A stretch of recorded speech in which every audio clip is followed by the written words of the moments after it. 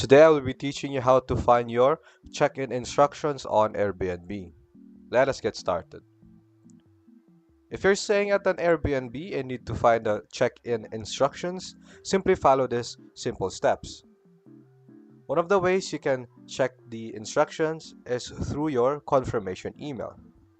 After booking, Airbnb will send you a confirmation email. Scroll down to see the check-in details and instructions from the host. Second way to know the instructions is on the Airbnb app or Airbnb website. The check-in details, if they are missing, you can message your host via the Airbnb app, or you could also look for a key, lockbox, or smart lock code, because some Airbnbs use self-check-in with the keypad or smart lock, or a lockbox with a key.